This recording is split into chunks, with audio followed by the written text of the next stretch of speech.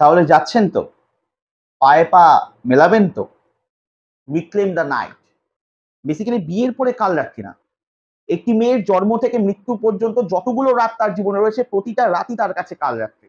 আসলে আরজি করে যে ঘটনাটা ঘটেছে, যে নক্কারজনক যে দুর্বিষহ অত্যাচার মেয়েটির উপর হয়েছে এবং তাকে মেরে ফেলা হয়েছে, সে আর ফিরে আসবে না কখনো। নমস্কার, আমি ঋষিকেশ দেবগুপ্ত অফিসিয়ালে আপনাদেরকে স্বাগত। তাহলে যাচ্ছেন তো? পায়ে পা মেলাবেন তো? সময় আর খুব একটা বেশি নেই। Reclaim the night. তারা রাতের অধিকার চেয়েছে। স্বাধীনতার মধ্যরাতে তারা নারী স্বাধীনতা চেয়েছে। তাই তারা পায়ে পা মেলাবে, তারা পথে হাঁটবে। এটা খুবই একটা প্রতীকী আন্দোলন ছিল। কেবলমাত্র ৩ জায়গা থেকে বেরোবে, তারপর হয়ে যাবে। ভাবাই যায়নি কেবল রাতারাতি বা দুদিনের মধ্যে সেটা শহর থেকে শুরু করে আধা শহর থেকে মফস্বল থেকে গ্রাম পর্যন্ত ছড়িয়ে যাবে। প্রত্যেকে তার নিজস্ব এলাকাতে নিজের মতো করে জায়গা খুঁজে নিয়েছে, কেবলমাত্র হাঁটবে বলে। আসলে আরজি করে যে ঘটনাটা ঘটেছে, যে নক্কারজনক যে দুর্বিষহ অত্যাচার মেয়েটির উপর হয়েছে এবং তাকে মেরে ফেলা হয়েছে, সে আর ফিরে আসবে না কখনো, তার প্রতিবাদে। আর এই প্রতিবাদ স্বরূপ নাগরিক মঞ্চ বিভিন্ন জায়গায় জেগে উঠেছে, তারা তাদের মতো করে মিছিল করেছে, তাদের মতো করে বক্তব্য রেখেছে।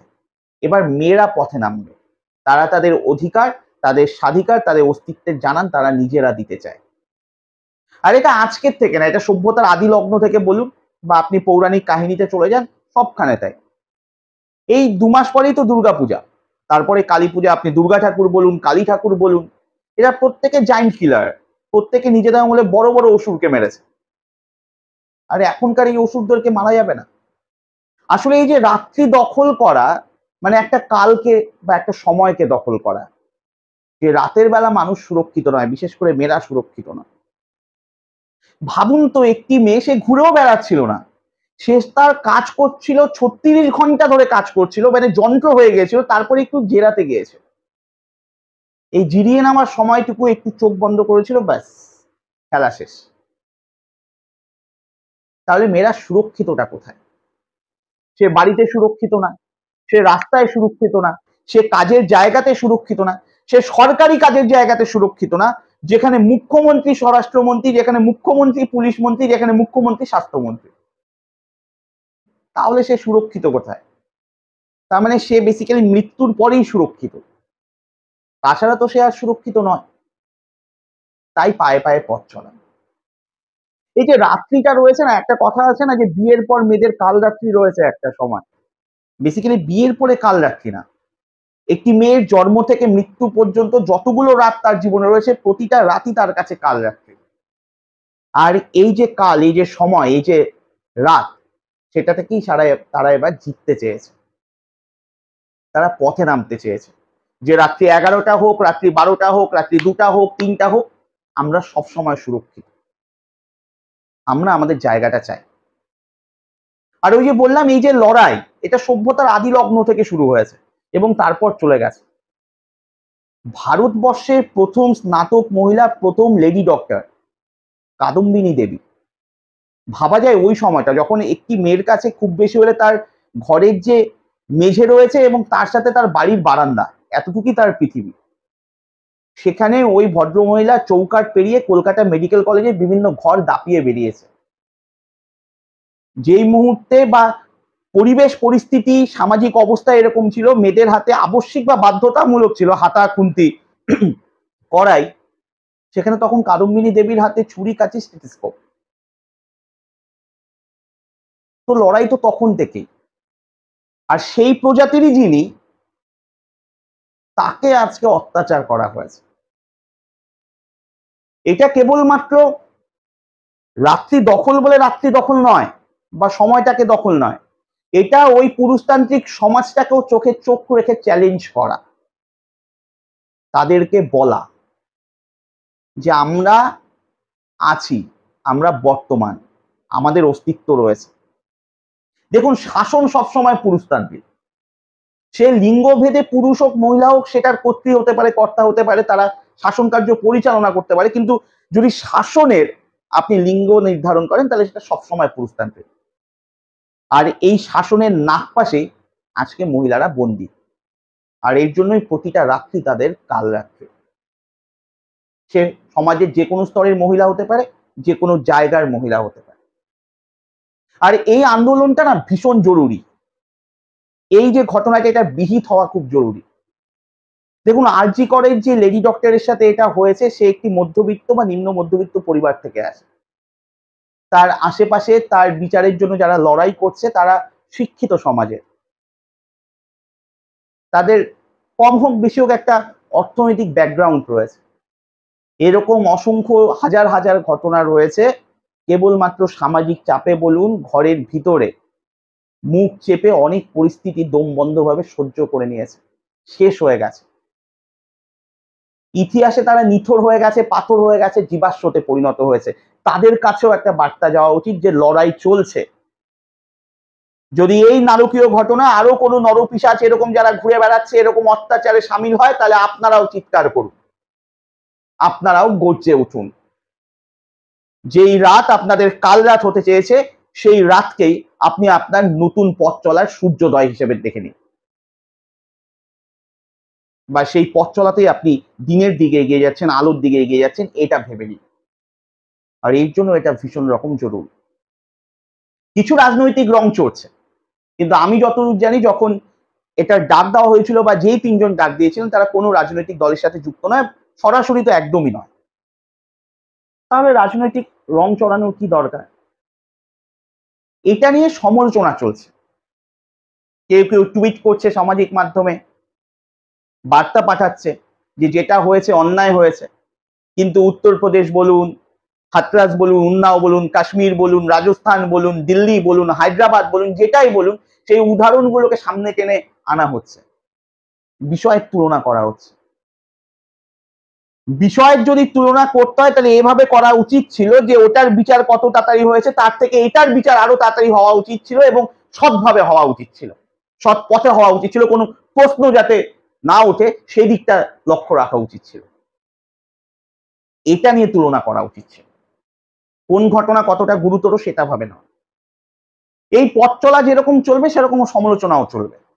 সমালোচনা যেভাবে চলছে তাতে খুব বেশি হলে সেটা বলতে পারেন ওই পথ চলার সময় নুড়ি পাথরের মতো, আপনার পায়ের নিচে যদি আঘাতও করে, খুব বেশি হলে উহ আহ বা মুখের মধ্যে একটা অভিব্যক্তির সঞ্চার হতে পারে।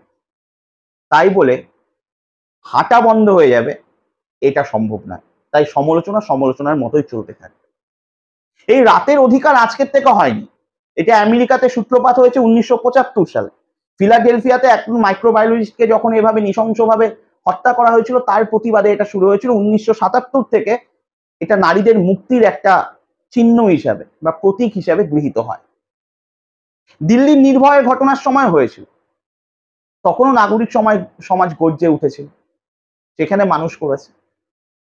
যারা সমালোচনা করছেন তাদের কাছে একটা বার্তা, যখন যখন ভারতবর্ষে এরকম ঘটনা ঘটেছে, সে যেখানেই ঘটে থাকুক, ভারতবাসী তথা ভারতীয় নাগরিক সমাজ, ভারতের জনগণ গর্জে উঠেছে, তারা আন্দোলন করেছে, তারা প্রতিবাদ করেছে। আজকে যেরকম যারা সমালোচনা করছে তখন সমালোচনা করার লোক ছিল, তখনও প্রতিবাদ করার লোক ছিল, এখনো প্রতিবাদ করার লোক আছে। তাই সমালোচনাতে কান দিয়ে লাভ নেই, এটা চলতে থাকবে।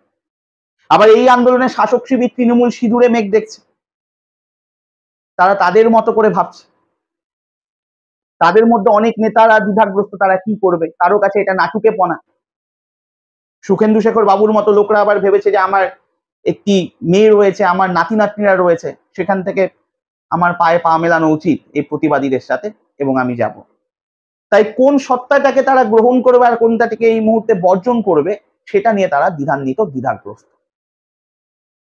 দ্বিধাগ্রস্ত হওয়ার তো কিছু নেই।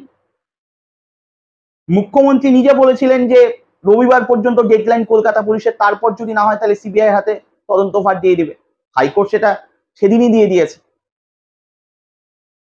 মুখ্যমন্ত্রী পরিবারের সাথে ফোনে কথা বলেছে, যোগাযোগ করেছে, তার বাড়িতে গেছে, কথা বলেছে, জিরো টলারেন্স নীতি নিয়েছে তার কথা অনুযায়ী। তাহলে অসুবিধা কোথায়? সিবিআই তদন্ত তো তিনিও চেয়েছিলেন এবং বলেওছিলেন যদি পরিবার চায় তাহলে সিবিআই তদন্ত হতে পারে, আমাদের তাতে কোনো অসুবিধা নেই। তাহলে রাস্তায় নামতে, পথে নামতে অসুবিধা কি? এটা তো তাহলে আরো একটা বড় বার্তা যায় যে সে কলকাতা পুলিশকে উনি বেস্ট বলেছে, ওয়ার্ল্ডের বেস্ট বলেছে, তাদের যে তদন্ত পদ্ধতি বা প্রক্রিয়া সেটা নাকি সব থেকে ভালো। তারপরে হাইকোর্টের কাছে কেস ডায়েরি দেখে মনে হয়েছে যে না সবকিছু সুবিধের না, তারপরেও যদি পথে নামা যায় তাহলে তো এটা বার্তা যায় যে ঠিক আছে আমরা এটার শেষই দেখতে চাই এবং অপরাধী দৃষ্টান্তমূলক সাজা চাই। তো অসুবিধা কোথায় রয়েছে? এটাকে নাটুকে বোনা আখ্যা দেওয়ারই কি দরকার? এটা নিয়ে সমালোচনা করারই বা কি দরকার? চলছে চলুক প্রতিবাদ।